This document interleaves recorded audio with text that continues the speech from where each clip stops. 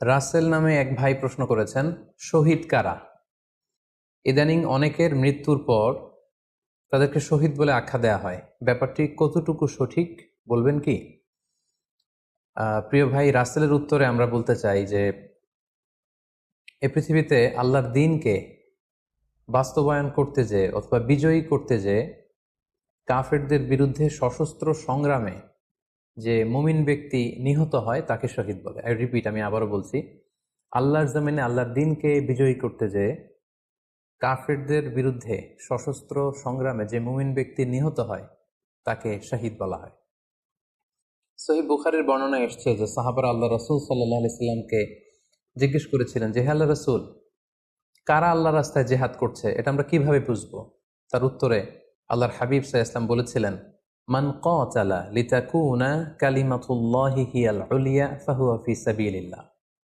যে ব্যক্তি আল্লাহর দ্বীনকে, আল্লাহর বিধানকে কিংবা আল্লাহর আইনকে বাস্তবায়নের জন্য, আল্লাহর দ্বীনকে বিজয়ের জন্য যে সংগ্রাম করে যাচ্ছে সেই আল্লাহর রাস্তায় আছে। আর সে আল্লাহর রাস্তায় থাকা অবস্থায় যদি কেউ মৃত্যুবরণ করে বা নিহত হয় তাকেই ইসলাম শহীদ বলে ঘোষণা করেছে। তবে সেক্ষেত্রে একটি শর্ত রয়েছে, সেটি হচ্ছে দুন আগারাদিন মিন আগারাদিদ দুনিয়া।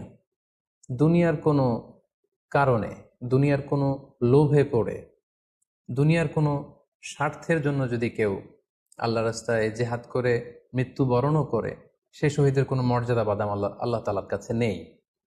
কারণ আমরা হাদিস থেকে জেনেছি অনেক শহীদ কিয়ামতের ময়দানে আল্লাহ তাআলা তাদেরকে জাহান্নামে ফেলে দিবেন। আল্লাহ বলবেন যে, তুমি তো দুনিয়াতে জেহাদ করেছিলে যে মানুষ তোমাকে বীর বলবে, মানুষ তোমাকে সাহসী বলে ঘোষণা দিবে, বাহাবা পাওয়ার জন্য তুমি জেহাদে অংশগ্রহণ করেছিলে এবং সেখানে নিহত হয়েছ। তো তুমি নিহত হওয়ার পরে মানুষ তো তোমাকে বীর বলেছে, বাহাবা দিয়েছে, সাবাস বলেছে, যে কারণে তুমি এই জেহাদে অংশগ্রহণ করেছো সেটা দুনিয়াতেই তুমি পেয়েছো। তো আমার কাছে তুমি কি চাও? আমার কাছে তোমার জন্য কিছু নেই। Go to the hell fire, জাহান নামে যাও। তাকে আল্লাহ তাআলা উপর করে জাহান নামে নিক্ষেপ করবেন। তো এজন্য শর্ত হচ্ছে যে দুনিয়ার কোনো স্বার্থে নয়, শুধুমাত্র কেবলমাত্র আল্লাহর দ্বীনকে আল্লাহর জমিনে বিজয়ী করার জন্য যদি কেউ সশস্ত্র সংগ্রামে নিহত হয় তাদেরকে শহীদ বলা হয়। এখন প্রশ্ন হচ্ছে, যারা কাফেরদের বিরুদ্ধে জেহাদ করতে যে যুদ্ধে নিহত হলো তারা শহীদ, তারা ছাড়া কি আর কেউ শহীদ হতে পারবে না? এই প্রসঙ্গে আমরা বলবো যে বেসিকলি ইসলামী শরিয়াতে শহীদ দুই ধরনের। ইবনু হাজার আল আসকালানি উনিও শাহাদাতের প্রকারভেদ করতে যেয়ে বলেছেন যে শহীদ দুই প্রকার। একটা হচ্ছে শাহিদ উদ্দুনিয়া ওয়াল আখরা, যেটা আমরা বলেছি যারা আল্লাহর রাস্তায় নিহত হয়েছে তারা। আরেকটা হচ্ছে শাহিদুল আখরা, যারা দুনিয়াতে আল্লাহর রাস্তায় নিহত হয়নি কিন্তু পরকালে তারা শাহাদাতের মর্যাদা লাভে ধন্য হবে।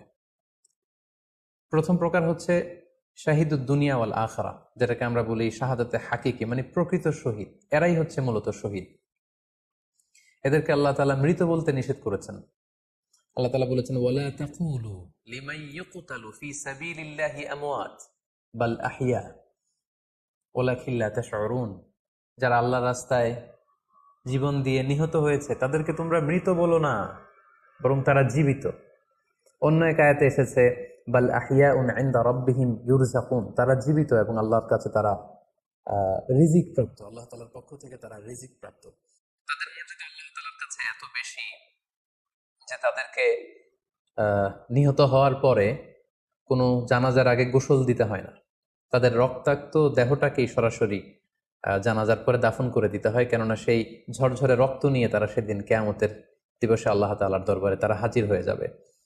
এবং আমরা যদি কোরআনের দিকে তাকাই, কোরআন আমাদেরকে জানিয়েছে, আনা আমাল্লাহু আলাইহিম মিনান নাবিয়িন ওয়াস সিদ্দিকিন ওয়াশ শুহাদাই ওয়াস সালিহিন, মানে সবচেয়ে শ্রেষ্ঠ তাবাকা বা দারাজা হচ্ছে নবীদের দারাজা, নবীদের পরে হচ্ছে সিদ্দিকিনদের দারাজা, এবং সিদ্দিকিনদের পরেই যাদের মর্যাদা আল্লাহ তাআলার কাছে সবচাইতে বেশি তারা হচ্ছে শুহাদা।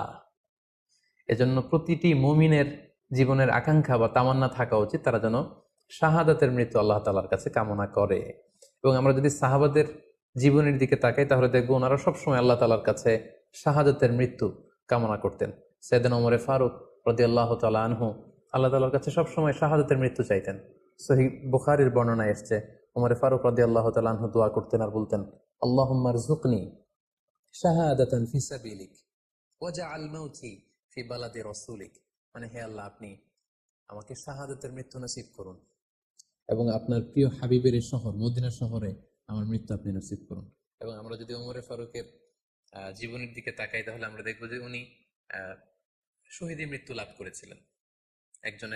একজন অ্যাসাসিনেটরের মাধ্যমে আত্মাইর আঘাতে তিনি আহ, শহীদ হয়েছিলেন। এবং আল্লাহ রাসূল সাল্লাল্লাহু আলাইহি ইসলামের পাশে আবু বকর রাদিয়াল্লাহু তাআলা আনহু কবর, তার পাশেই কিন্তু ওমরে ফারুকের কবর। তার মানে মদিনাতেই তিনি আহ আল্লাহ রাসূল সাল্লাল্লাহু আলাইহি ইসলামের পাশে মৃত্যুবরণের পরে শোয়ার সৌভাগ্য তিনি অর্জন করেছেন। তাহলে এই আলোচনা থেকে আমরা বুঝলাম যে প্রকৃত শহীদ হচ্ছে যারা আল্লাহর রাস্তায় নিহত হয় এবং এর মর্যাদা আল্লাহ তাআলার কাছে অনেক বেশি। কিন্তু এই শাহাদাতে হাকিকি বা প্রকৃত শহীদ ছাড়াও আরো অনেক মৃত ব্যক্তিকে আল্লাহ রাসূল সাল্লাল্লাহু আলাইহি ওয়াসাল্লাম শহীদী মৃত্যুর সুসংবাদ দিয়েছেন। তারা জেহাদে অংশগ্রহণ করেনি, তারা কাফিরদের আঘাতে নিহত হয়নি, তারা প্রকৃত শহীদ নয়, কিন্তু কিয়ামতের দিন তারা শাহাদাতের মর্যাদা লাভ করবে। তারা কারা? এ ব্যাপারে আমরা সহিহ মুসলিমের একটি হাদিস এখানে উল্লেখ করতে চাই, যেখানে আল্লাহ রাসূল সাল্লাল্লাহু আলাইহি সাল্লাম সাহাবাদেরকে জিজ্ঞেস করেছেন, মা তাউদ্দুনা শাহিদা ফিকুম, ওহে সাহাবারা, তোমরা কাদেরকে শহীদ বলে মনে করো? সাহাবারা বললেন, যারা আল্লাহর রাস্তায় নিহত হয় তারা শহীদ। তখন আল্লাহ রাসূল সাল্লাল্লাহু আলাইহি সাল্লাম বললেন, ইন্না শুহাদা উম্মতি ইদান লাকালিল, এরকম হলে তো আমার উম্মতের মধ্যে শহীদদের সংখ্যা একেবারে কম। যারা জেহাদের সুযোগ পাবে না, জেহাদের ময়দানে কাফেরদের বিরুদ্ধে সশস্ত্র সংগ্রাম করে যারা নিহত হওয়ার সুযোগ পাবে না, তাহলে তো তারা শহীদ হতে পারবে না। সাহাবারা এই কথা শুনে বললেন, ইয়া রাসূলুল্লাহ, তাহলে কারা শহীদ আপনি বলেন। তখন আল্লাহ রাসূল সাল্লাল্লাহু আলাইহি ওয়াসাল্লাম বললেন যে যারা আল্লাহর রাস্তায় নিহত হয় তারা তো শহীদ বটেই, পাশাপাশি ওমান মাতা ফি তাউনি ফাহুয়া শাহীদ, মহামারীতে যারা মারা যায় তারাও কিন্তু শহীদ। প্লেগ রোগে বা মহামারীতে, এই যে করোনা ভাইরাসের সময় যারা ঈমানের সাথে ইন্তেকাল করেছে তাদেরকেও আল্লাহ তাআলা শাহাদাতের মর্যাদা দান করবেন। ওমান মাতা ফিল বাতনি ফাহুয়া শাহীদ, পেটের পীড়ায়, পেটের কোনো রোগে যদি কেউ আক্রান্ত হয়ে মারা যায়, সে কিয়ামতের দিন শাহাদাতের মর্যাদা লাভ করবে। ওয়াল গরিকু শাহীদ, পানিতে ডুবে যদি কেউ মারা যায় সেও শাহীদ। এভাবে অন্যান্য আরো অনেক হাদিসে, কোনো হাদিসে 5 জন, কোনো হাদিসে 7 জন, কোনো হাদিসে আরো বেশি, এভাবে আরো অনেক ব্যক্তিকে আল্লাহ রাসূল সাল্লাল্লাহু আলাইহি ওয়াসাল্লাম শাহাদাতের মর্যাদা লাভে তারা কিয়ামতের দিন ধন্য হবে এই মর্মে তিনি আমাদেরকে জানিয়েছেন।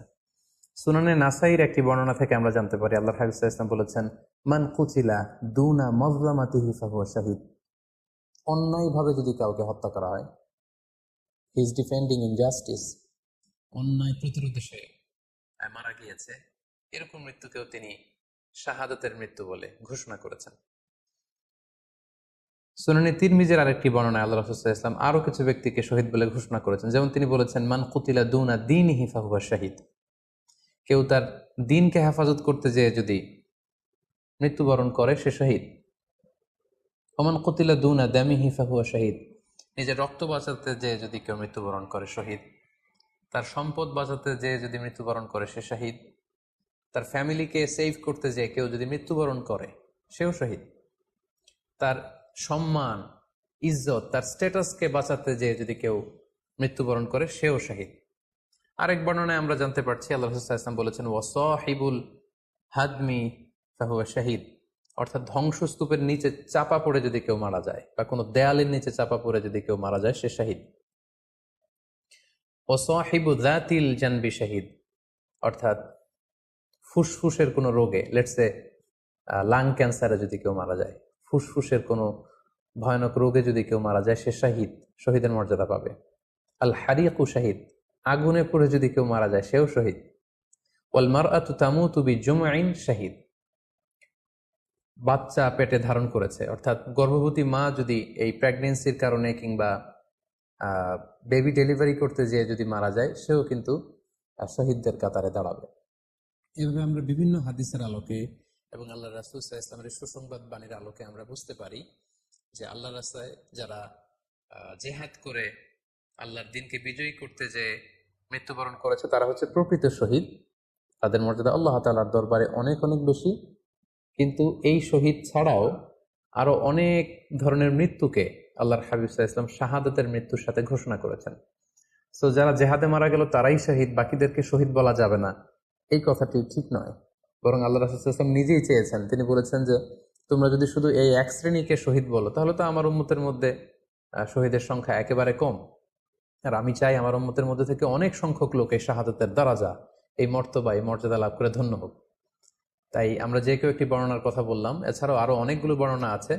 এই ধরনের মৃত্যু যারা বরণ করেছে, লেটসে পানিতে ডুবে, আগুনে পুড়ে, পেটের পীড়ায়, নিজের সম্পদ বাঁচাতে যে, অন্যায়ের প্রতিরোধ করতে যে, সন্তান ভূমিষ্ঠ করতে যে, এরকম যত ধরনের মৃত্যু রয়েছে, এ ধরনের মৃত্যুকে আল্লাহ রাসূল সাল্লাল্লাহু আলাইহি ওয়াসাল্লাম শহীদী মৃত্যু বলেছেন।